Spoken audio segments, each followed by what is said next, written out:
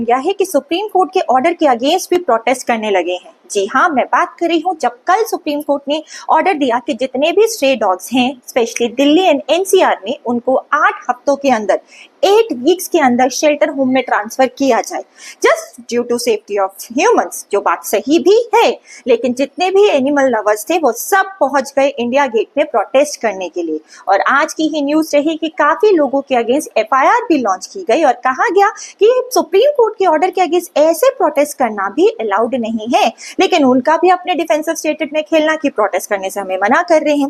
तो मुद्दा यहाँ पे ये उठता है कि ये प्रोटेस्ट किया ही क्यों जा रहा है।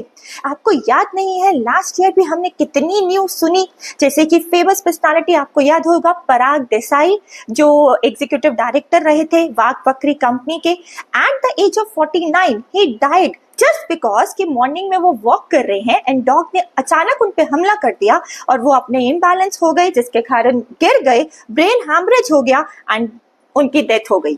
यहाँ कहानी नहीं थमी। फिर हमने लेटेस्ट मुद्दा एक और सुना जिसमें एक और फेमस पर्सनालिटी ब्रिजेश सोलंकी जो कबड्डी प्लेयर रहे, उनका बस इतना ही था कि एक छोटा सा पपी गिर गया था, उसको उठा रहे थे एंड उठाते उठाते उसने उस पर स्क्रैच कर दिया एंड स्क्रैच के कारण ही within a few days उनको रेबीज हो गया। एंड जैसे कि हम सब जानते हैं रेबीज का कोई इलाज नहीं है, कुछ ही दिनों में उनकी भी डेथ हो गई। और सुप्रीम कोर्ट ने खुद सुमोटो केस लिया जब उन्होंने न्यूज़पेपर में पढ़ा एक 6 साल की छोटी बच्ची छवि शर्मा जो यहीं दिल्ली में रहती थी, उसको भी रेबीज के कारण उसकी डेथ हो गई। तो मुद्दा यहाँ पे ये है कि डॉग से कोई एलर्जी या किसी को कोई प्रॉब्लम नहीं है, लेकिन डॉग्स के कारण ये जितनी भी डेथ हो रही है स्पेशली किड्स की, बच्चों की, उनको जितना मिनिमाइज किया जाए, इसीलिए फाइनली ये डिसीजन लिया गया।